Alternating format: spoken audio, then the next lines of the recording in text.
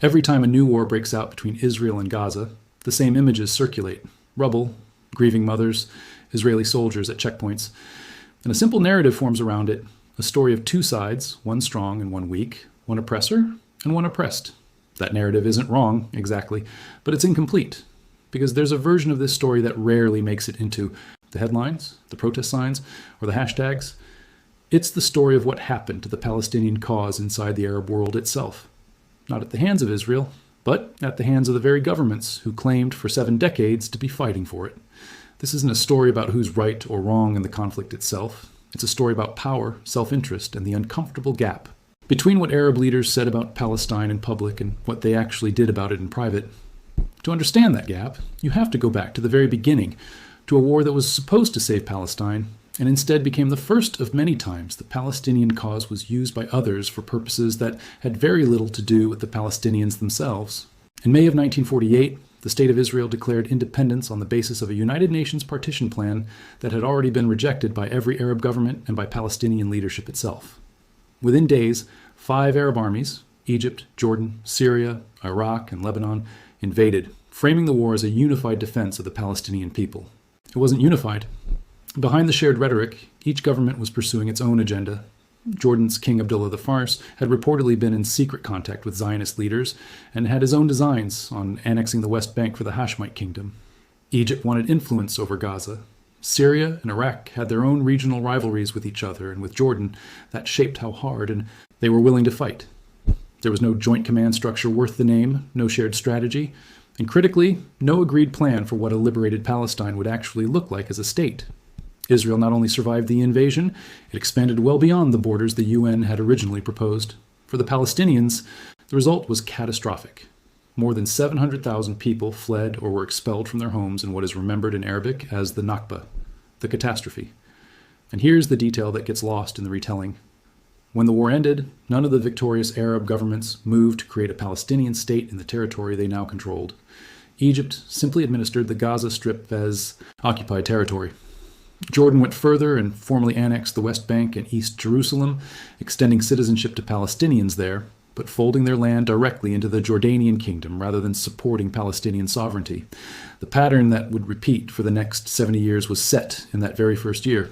Palestinian refugees were housed in supposedly temporary camps with no serious plan for integration and no Arab state willing to formally cede its own claims to help build an actual independent Palestine. In the vacuum left by that failure, something else took root. Palestine as an idea, rather than Palestine as a political project, with Palestinian leadership at the center of it. Images of displaced families became embedded in Arab media, school curricula, and political speeches across the region. The right of return for refugees was declared an unshakable principle in Arab diplomacy, but that same principle quietly justified something else, the refusal of host countries to offer refugees real citizenship or a permanent home. If return was imminent, the logic went, why build permanent lives elsewhere? In practice, that logic kept generations of Palestinians in legal limbo for decades. At the same time, the Palestinian cause became fuel for a much bigger ideological project, Pan-Arabism. Rising through the 1950s and 60s under leaders like Egypt's Gamal Abdel Nasser, Pan-Arabism argued that all Arab peoples formed a single nation with a shared destiny, and that unity, not individual state interests, would eventually deliver justice for Palestine. For Nasser, and leaders like him, invoking Palestine wasn't primarily about Palestinians. It was a way to mobilize public anger, build his own regional standing, and unify fractured domestic populations around a common external enemy. Palestinians, in this era, were largely spoken for rather than spoken with. That began to shift in the early 1960s, with the emergence of independent Palestinian political organizations, Fatah, and later the Palestine Liberation Organization. These groups wanted something Pan-Arabism had never really offered: Palestinian self-determination, led by Palestinians. That shift made a lot of Arab governments deeply uncomfortable because an organized, independent Palestinian movement was much harder to fold into someone else's national agenda. Then, in June of 1967 came the Six-Day War, and Pan-Arabism's grand promises collided head-on with military reality. Israel decisively defeated Egypt, Syria, and Jordan, seizing Gaza, the West Bank, East Jerusalem, the Golan Heights, and the Sinai Peninsula in less than a week. It was a humiliation on a scale the Arab world hadn't experienced in the modern era, and it effectively killed Arabism as a serious political project. From that point forward, Arab governments increasingly prioritized their own national interests over any unified Arab cause, including Palestine. And Palestinians themselves absorbed a hard lesson. If they wanted their cause fought for seriously, they would have to lead that fight themselves. The 1967 war also produced a new wave of displacement. Hundreds of thousands more Palestinians fleeing into Jordan, Lebanon, and Syria, on top of those already displaced since 1948. But this time, the welcome was noticeably cooler. Arab governments now understood that these refugee populations weren't a temporary humanitarian situation. They were a long-term political and security variable, and in some cases, an armed one. Jordan was the first to feel that tension directly. It was actually the most generous of the Arab host states, extending citizenship to many Palestinian refugees. But that generosity didn't prevent a growing rivalry between King Hussein's government and the PLO, which had built up enough military and political infrastructure inside Jordan to function almost as a state within a state. That tension exploded into open civil war in September of 1970, a conflict remembered as Black September, leaving thousands dead and ending with the PLO's expulsion from Jordanian territory entirely. The PLO relocated to Lebanon, and what happened next illustrates just how destabilizing an armed, stateless political movement can be for a fragile host country. Lebanon never granted Palestinians citizenship, confining them instead to refugee camps. Denied any formal political stake in the country, the PLO built its own parallel military and administrative structures inside those camps and in the south of the country, effectively controlling entire areas outside the reach of the Lebanese state. Lebanon's already delicate sectarian balance between Christians, Sunnis, Shia, and Druze could not absorb an armed non-state actor of that scale. That instability was one of several factors that helped tip the country into a 15-year civil war beginning in 1975. A war that killed roughly 120,000 people and displaced over a third of the country's population. It's worth being precise here. The Palestinian presence was one contributing pressure among several, not the sole cause of, a war rooted in Lebanon's own frozen political system, but it was a significant and often under-acknowledged one. Syria handled the situation differently, offering Palestinians a kind of conditional tolerance, some autonomy, but no citizenship and no political independence as long as they never challenged the authority of Damascus. Across all three countries, a consistent pattern emerges. Palestinians were embraced rhetorically as a symbol of Arab solidarity, but treated cautiously and often coldly as an actual permanent population. Camps that were supposed to be temporary became permanent, dense, marginalized neighborhoods, Palestinian in identity, but never fully part of the societies around them. If there's a single moment that best captures how conditional Arab solidarity with Palestinians actually was, it's Kuwait in 1990 and 1991. By the early 1990s, Kuwait hosted one of the largest and most successful Palestinian diaspora communities anywhere, more than 400,000 people, roughly a fifth of the country's entire population, many of them highly educated professionals working in government administration, education, and engineering. It was, by regional standards, a genuine success story of integration without citizenship. Then Saddam Hussein invaded Kuwait in August of 1990. PLO Chairman Yasser Arafat made a fateful political calculation, expressing support for Iraq in the hope that an Iraqi-backed outcome might strengthen the broader Palestinian cause. It backfired catastrophically. When a U.S.-led coalition, backed by several Arab states, liberated Kuwait in early 1991, the Kuwaiti government responded with mass expulsion. Roughly 200,000 Palestinians were expelled within months, and another 200,000 who had fled during the occupation were simply denied re-entry.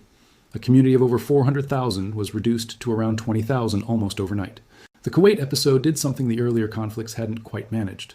It shifted the underlying Arab government attitude toward Palestinians from cautious sympathy to open suspicion. Palestinians were increasingly viewed at the level of state policy, not as a shared cause, but as a potentially destabilizing and even unpredictable political liability. The war also delivered a broader lesson to the region. Arab unity, invoked constantly in rhetoric, had proven to be largely an illusion when governments' actual security interests were on the line. The 1990s brought a formal, if fragile, attempt at resolution. In 1993, the PLO and Israel signed the Oslo Accords, establishing mutual recognition for the first time and creating the Palestinian Authority as a limited, self-governing body.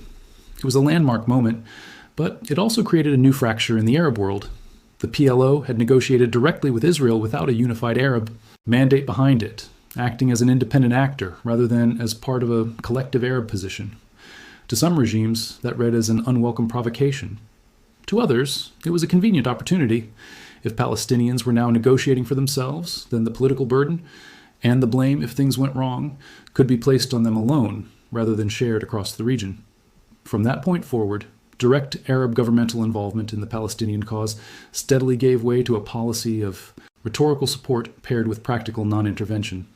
Palestine went from being a unifying regional cause to something closer to an inherited, unresolved problem, emotionally significant to publics across the Arab world, but increasingly inconvenient for the governments that had to manage it alongside their own domestic priorities. The September 11th, 2001 attacks accelerated this shift further. In a world newly organized around counterterrorism, some Arab governments began treating any armed resistance movement, including Palestinian factions, as a potential internal security risk rather than an unambiguous national cause. The Arab Spring uprisings beginning in 2011 deepened that anxiety considerably. Mass protests, the toppling of long-standing governments, and the sudden political rise of Islamist movements, particularly the Muslim Brotherhood, alarmed monarchies and authoritarian governments alike across the region. Hamas, which had governed Gaza since 2007, was itself an outgrowth of the Muslim Brotherhood, which meant that for governments in Egypt, Saudi Arabia, and the Gulf states, open support for the Palestinian cause now carried the uncomfortable risk of legitimizing the same Islamist movements they were actively trying to suppress at home. Layered on top of that anxiety was a bigger regional realignment. The rise of Iran as the primary strategic threat perceived by the Sunni Arab states of the Gulf. Through the 2000s and 2010s, Iran expanded its regional influence through a network of allied armed groups, Hezbollah in Lebanon, Shia militias in Iraq, and, from around 2012 onward, financial and military support for Hamas in Gaza. For decades, Israel had functioned as the unifying external enemy that Arab governments rallied against, at least in public. Rhetoric. Iran's rise scrambled that dynamic entirely. Quietly at first, and then increasingly openly, several Arab governments began cooperating with Israel on intelligence sharing, security coordination, and regional diplomacy, treating Israel less as an adversary and more as a tactical partner against a shared Iranian threat. That realignment became formal and public in 2020 with the Abraham Accords, under which the United Arab Emirates, Bahrain, Morocco, and Sudan normalized diplomatic relations with Israel. For decades, the official Arab League position had been that no normalization would happen until the Palestinian issue was resolved. The Abraham Accords broke that principle outright. Normalization proceeded without any resolution to the Palestinian question, and without significant concessions extracted on Palestinians' behalf. It was, by any measure, a historic shift, and one that confirmed something many Palestinians had suspected. For years, they had become, in practical political terms, secondary to the broader strategic priorities of the governments that claimed to speak for them. That long history is the essential context for understanding what happened after October 2023. Following Hamas's attack on Israel and the subsequent Israeli military response in Gaza, a massive humanitarian crisis unfolded.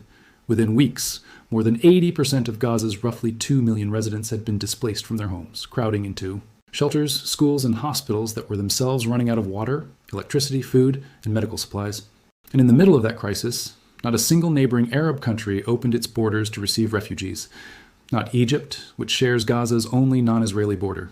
Not Jordan, historically the largest host of Palestinian refugees in the region. Not any Gulf state. The official explanation offered by most of these governments was explicitly political. Opening the border, they argued, would help Israel accomplish a permanent depopulation of Gaza, making Palestinian return effectively impossible and handing Israel a strategic and demographic win. There's real substance to that argument, and it's one many Palestinians themselves share, a fear informed by the memory of 1948 that any mass departure from Gaza would become permanent rather than temporary. But that explanation, on its own, doesn't fully account for what happened, because none of these governments offered even a limited, supervised alternative. A temporary humanitarian corridor with a guaranteed right of return, a UN-monitored transit arrangement, anything short of full open borders. The response wasn't a calibrated humanitarian compromise. It was a closed door, full stop. The more complicated truth sits underneath the official one. Egypt has spent years fighting an Islamist insurgency in the Sinai Peninsula and has genuine, well-founded security concerns about a mass influx that could include armed Hamas fighters alongside civilians, concerns rooted in Egypt's own recent history of instability in that exact border region. Jordan, whose population is already substantially Palestinian in origin, and whose monarchy governs a delicate internal balance, has learned from Black September that importing another large, potentially destabilizing population carries real domestic political risk. Saudi Arabia and the UAE, meanwhile, are managing a different kind of calculation entirely, an image-conscious one. built around presenting themselves internationally as modern, stable, forward-looking economic partners. A large population of displaced, traumatized, and potentially radicalized refugees doesn't fit easily into that branding, however uncomfortable that is, to say plainly.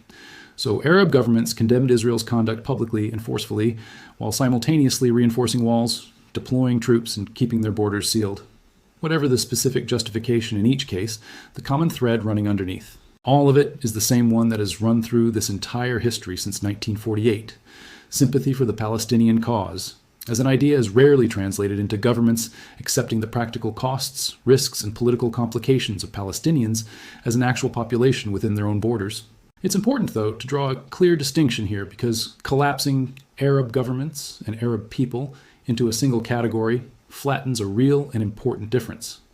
While Arab governments have kept their borders closed, their populations largely have not turned away in spirit. Across Egypt, Jordan, Morocco, and elsewhere, the 2023-2024 war produced some of the largest public demonstrations of Palestinian solidarity the region has seen in years. Genuine, widespread public anger and grief that governments in several cases moved quickly to contain, redirect, or simply suppress. That gap between popular sentiment and government policy is, in many ways, the real story here. Public solidarity with Palestinians has remained remarkably consistent and genuine across the Arab world for over 70 years. What has shifted, repeatedly, is the willingness of governments to let that solidarity shape actual policy once it collides with their own security, economic or diplomatic interests. Every one of the moments covered here. The failure to build a Palestinian state in 1948, the expulsion from Jordan in 1970, the destabilization of Lebanon, the mass expulsion from Kuwait, the sidelining of Palestine after Oslo, the quiet alignment with Israel against Iran, the sealed borders in 2023, follows the same underlying logic. Regimes have consistently treated the Palestinian cause as an asset to be invoked when useful and a liability to be managed when inconvenient. None of this is an argument about who bears ultimate responsibility for the conflict between Israelis and Palestinians. That's a much larger and more contested question. And reasonable people disagree sharply about where the balance of responsibility lies. What this history does show is something narrower, but still important. The story of the Palestinian people isn't only a story about their relationship with Israel. It's also a story about their relationship with the wider Arab world. A relationship defined, again and again, by rhetorical solidarity that rarely extended to citizenship, permanent refuge, or a genuine seat at the table when it mattered most. That's the side of the story that rarely gets told alongside the news footage. Not because it's hidden exactly, but because it complicates a narrative that's usually presented as having only two sides. The truth is, there have always been more than two. And understanding all of them is the only way to actually understand how the Palestinian people ended up where they are today.